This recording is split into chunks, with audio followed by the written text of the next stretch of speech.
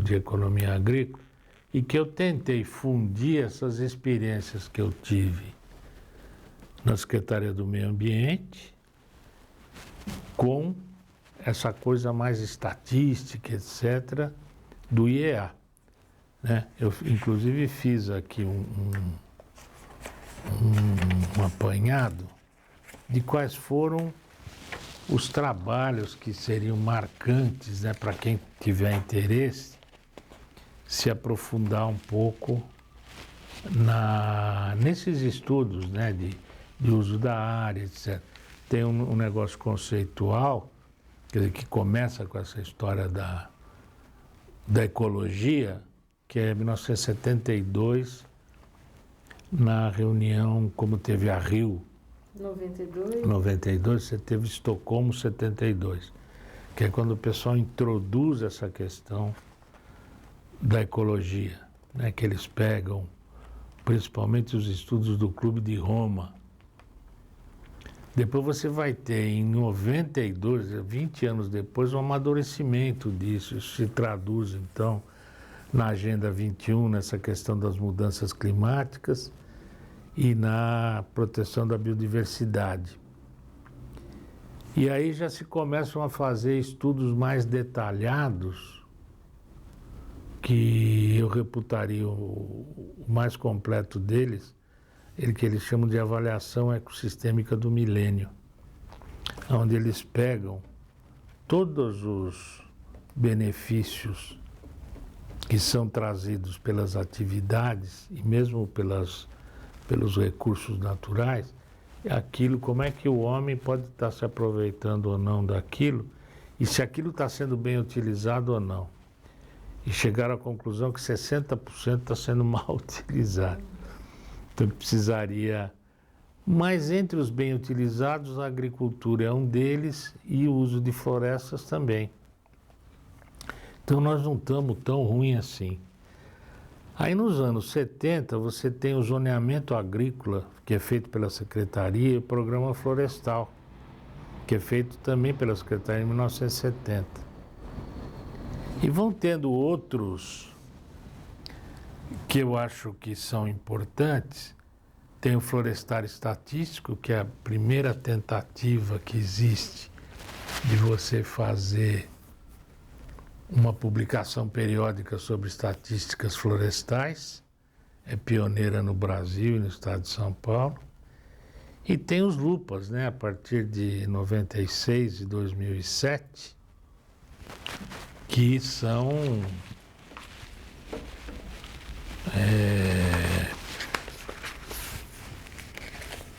um retrato muito bom da situação da agricultura. Deixa eu perguntar uma coisa para o senhor. Claro. Diante de todas essas informações, de tudo isso que o senhor viveu, né, tanto quando o senhor entrou na secretaria até o momento, é certo a gente falar que esse setor de produtos florestais em São Paulo, que assim, cada cadeia produtiva está num conceito, seja papel celulose, carvão vegetal, resinas, mas o impacto do trabalho da Secretaria de Agricultura foi determinante para que o setor de produtos florestais crescesse, se profissionalizasse em São Paulo, até mesmo a produção aumentasse. Como é que o senhor vê essa relação do trabalho que foi feito desde lá de... Sim.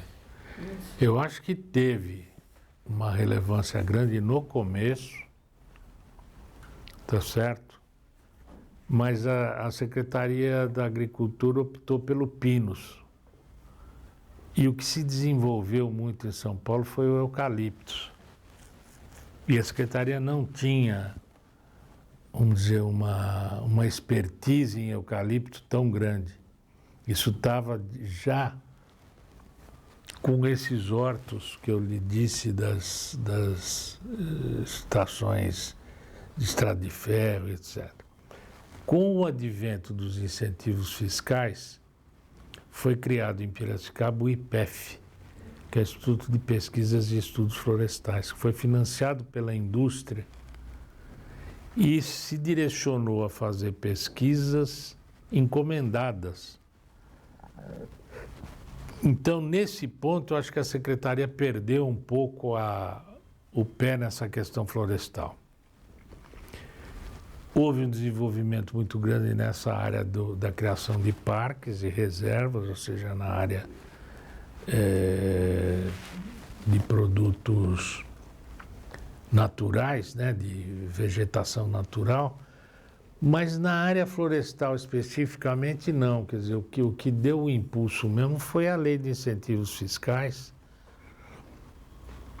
que criou essa base florestal, que foi uma coisa muito rápida. Quer dizer, de 65 a 70, o Estado plantou quase 700 mil hectares de florestas, quase tudo de eucalipto.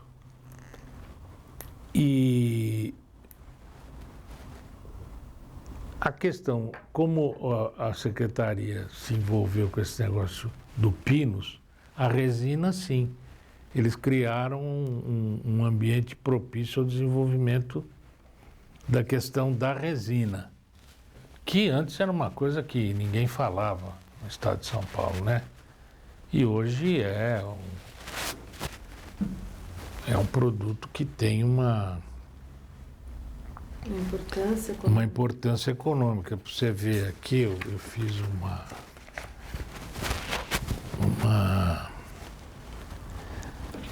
isso aqui é de 2012, 2013. O produto gerado pela agricultura é de 52 bilhões de reais. 22 bilhões é da cana. Quer dizer, é mais de 50% é a cana. Depois você tem a pecuária de corte, mas já bem menos, né? Quer dizer, 5 bilhões. O terceiro produto já é a madeira, que é uma coisa que ninguém sabe que isso tem essa dimensão, né? 4 bilhões. Depois é que vem a laranja. Então você vê a importância que a floresta tem hoje, a importância econômica, inclusive, né? Que a floresta tem hoje. E uma coisa interessante é que, por exemplo, a cana ocupa 27% da área agrícola, né? A pecuária 37%. A madeira 5%. Ela ocupa muito pouco, mas ao mesmo tempo gera a terceira receita e ela, em termos percentuais, ela responde por quase o dobro. De 5%, ela é 9%, é o valor de produção da madeira. Então você vê, a cana e a madeira são atividades que a pessoa podendo, estando bem localizada, etc., independentemente de você estar fazendo um esforço de convencer as pessoas a estarem se dedicando àquela atividade, ela vai porque ela é rentável. Entendeu? Então, o eucalipto, principalmente aqui no estado de São Paulo, ele passou a ser uma atividade muito rentável. Principalmente quando a inflação foi domada. Porque aí você não tinha mais, preciso esperar 7 anos. Hoje em dia, as pessoas não ficam muito preocupadas com isso. Por que o senhor acredita que o eucalipto cresceu tanto e o pinus nem tanto? Porque foram desenvolvidas tecnologias de fazer papéis com alta resistência a partir do eucalipto. Antes, para você fazer um papel de alta resistência, você precisava ter o pinus, que o que eles chamam que o pinus tem fibras longas. As fibras dele são mais compridas, o eucalipto tem fibras curtinhas. Mas eles conseguiram fazer de tal maneira que você consegue fazer papéis resistentes com as fibras curtas do eucalipto. E como ele cresce mais que o pinus, ele cresce mais rápido que o pinus, e ele produz muito mais do que o pinus por área, ele passou a ser preferido. E por que o senhor acredita que a secretaria apostou mais no Pinus do que no eucalipto? Porque quando a secretaria entrou nessa questão de fazer o fomento florestal, as fábricas de celulose usavam a fibra longa. A Klabin, a Melhoramentos, eles usavam fibra longa e plantavam o pinheiro do Paraná e outras espécies que eles importaram da Europa que tinham fibra longa. E o pino se adequava bastante a isso, ele tinha um crescimento mais rápido que essa. Aí quando entrou o eucalipto com essa outra tecnologia, vamos dizer, o mercado do pinus ficou o mercado de madeira. Ele sai do mercado industrial. O pinus não é, por exemplo, um produto muito bom para você fazer carvão. O eucalipto é ótimo para carvão. Então, tanto no mercado de energia quanto no mercado de celulose, papel, chapa, esse monte de coisa, o eucalipto desloca o pinus. Então, o pinus vai quase que montando um nicho de mercado para madeira. Então, vocês devem ter visto já muito móvel de pinus, né? Que eles, inclusive, pintam e não sei o quê para dar a impressão que é outra coisa, mas são feitos de pinos. E o senhor acredita que com essa questão, porque hoje se tem em torno de 100 mil toneladas, né, de produção de resina no Brasil, e foi um dado que a Aresb, de resinagem, me passou. São 96 alguma coisa. Sim. Em torno de 100 mil toneladas. Mas assim, que é 10% do que a China produz.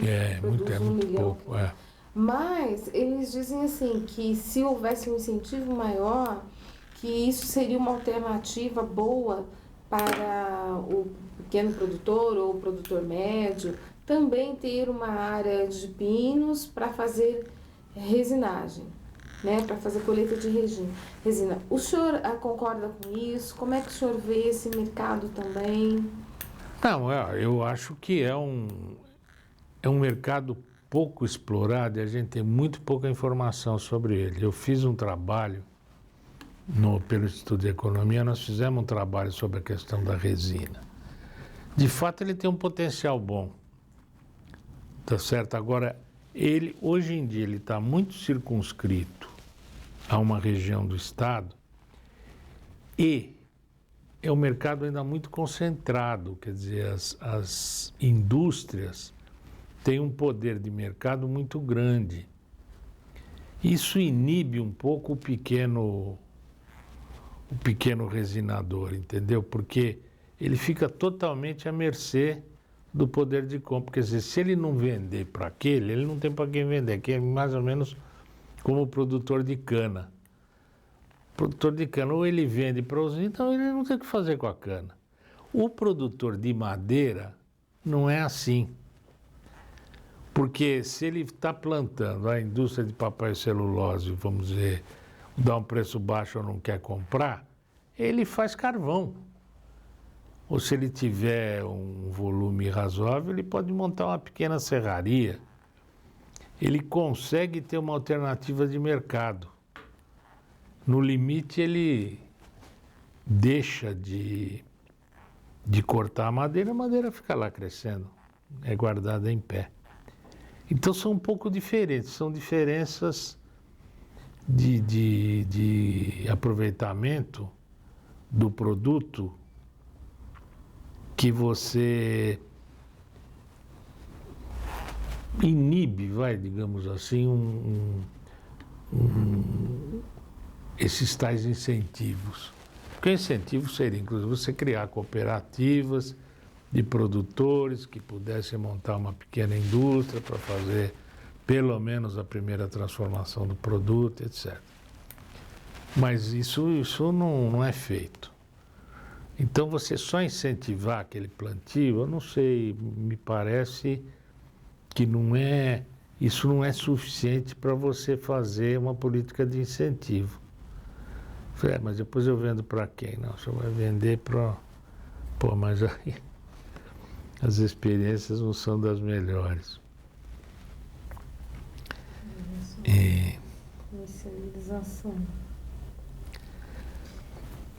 E dentre esse trabalho, né, que hoje... como é que é o trabalho dessa forma de estatística que vocês trabalham lá no IEA, né, que o senhor faz? O produtor tem acesso, as indústrias têm acesso a esses dados? Eu não sei se eles acessam, mas teoricamente eles têm acesso, né? Porque isso, o Instituto Florestal hoje em dia, que hoje é da Secretaria do Meio Ambiente, eles produzem a cada 10 anos um inventário florestal, que eles vão refinando a metodologia, não sei, hoje eles fazem com satélite e eles têm uma detecção de onde estão aquelas áreas florestais, município a município. É um trabalho muito bem feito. Paralelamente, pela Secretaria da Agricultura, nós temos aquele trabalho que a CAT faz. Do LUPA, né? Ela faz tanto um que nós chamamos de subjetiva, que é aquela que o agrônomo da Casa da Agricultura passa esses dados para nós, quanto cada 10 anos também, eles estão tentando reduzir para 5, a CAT faz o LUPA, né? Foi uma das coisas que eu tentei aí durante a minha vida profissional, faz mais de 20 anos, foi tentar juntar essas estatísticas. Por que o Estado gasta dinheiro para produzir 2 estatísticas sobre a mesma coisa? Mas é uma coisa muito difícil, principalmente agora que são órgãos de secretarias distintas, é mais difícil ainda. Porque ninguém quer abrir mão, sei lá, como se fosse uma espécie de um poder que você tem sobre um dado e o outro tem um poder sobre o outro, né? E sempre você deixa uma coisinha escondida aqui, uma coisinha escondida lá, e você não consegue.